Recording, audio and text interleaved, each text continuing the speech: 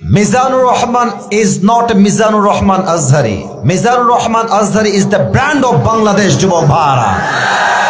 আমরা আগে মনে করতাম যে খেলোয়াড় হলেই শুধু সেলিব্রিটি হওয়া যায়। আমরা ভাবতাম নায়ক হলেই সেলিব্রিটি হওয়া যায়। আমরা ভাবতাম গায়ক হলেই সেলিব্রিটি হওয়া যায়। বাট আজহারি সাহেব প্রমাণ করেছেন নায়ক হয়ে শুধু নয়, গায়ক হয়ে নয়, খেলোয়াড় হয়ে নয়, একজন ইসলামিক লেকচারার হয়েও পুরো বিশ্বে সেলিব্রিটি হওয়া যায় যুবক ভাইরা, ঠিক কিনা বলেন?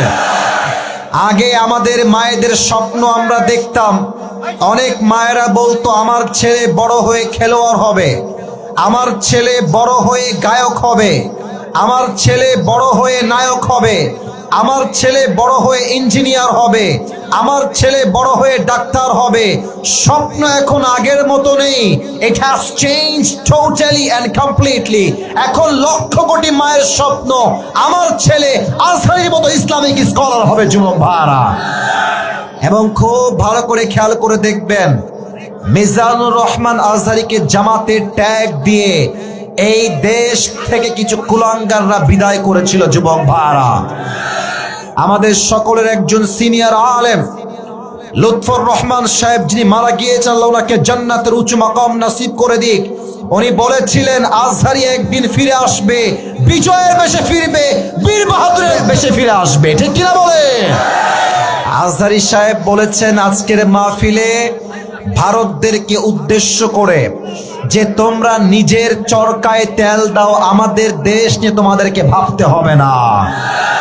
আর আমাদের দেশ নিয়ে ভারতরা একটা মিথ্যা নিউজ ছড়াচ্ছে যে আমরা নাকি সাম্প্রদায়িক দাঙ্গা লাগাচ্ছি, আমরা নাকি দেশটাকে অস্থিতিশীল করতে চাচ্ছি।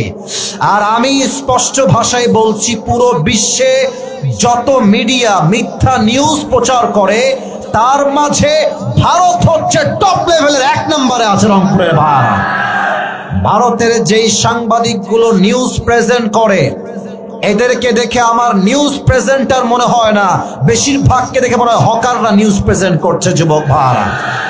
আর একটা আছে দেখবা, বাংলাদেশ আর থাকবে না, এইটাকে আমার দেখে মনে হয় যে এই বেটা গুলিস্তানে আন্ডারপ্যান্ট বিক্রি করলে বেশি মানাতো যুবক ভাই।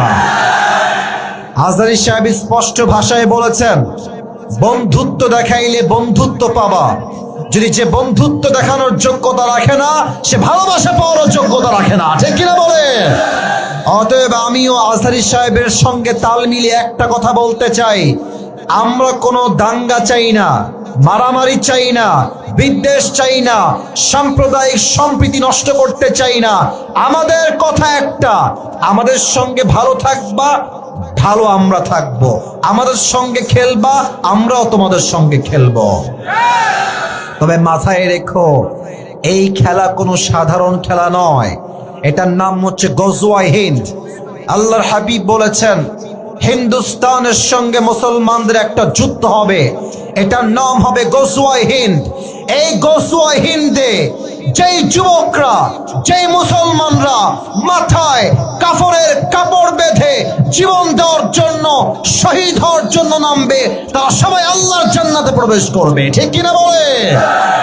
অতএব আমি আমার শেষ কথা স্পষ্ট ভাষায় বলতে চাই, আজহারি সাহেব দেশে ফিরে এসেছেন। যারা আজহারি সাহেবকে দেশ থেকে তাড়িয়েছিলেন তারা কিন্তু এই দেশে এখন আর টিকে নাই। আজহারি সাহেব বলেছিলেন কারো মন্তব্য আমার গন্তব্য ঠেকাইতে পারবে না।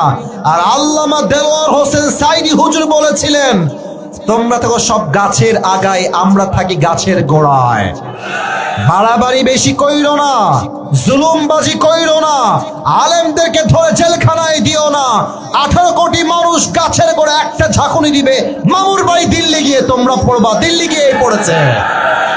অতএব যারা এখন আবার নতুন করে প্ল্যান করছেন স্বৈরাচারকে বসাবার জন্য, এই রংপুরের জমিন থেকে আমি স্পষ্ট ভাষায় বলতে চাই, যদি আগামীতে আমার মাতৃভূমির প্রধানমন্ত্রীর চেয়ার কোন স্বৈরাচার দখল করতে চায়, কোন বেঈমান নাস্তিক আমার দেশে ক্ষমতা নিতে চায়, এই স্পষ্ট ভাষায় বলছি, আগামীতে জীবন দেওয়ার জন্য এই রংপুরের জমিন থেকে একটা শহীদ আবু সাঈদ নয়, হাজার হাজার শহীদ আবু সাঈদ মাথায় কাপড়ের কাপড় বেঁধে শহীদ হওয়ার জন্য রাস্তায় নামবে, বুকের তাজা রক্ত দিবে। কাকার পুত্র হাত তুলে আল্লাহকে দেখা দাও।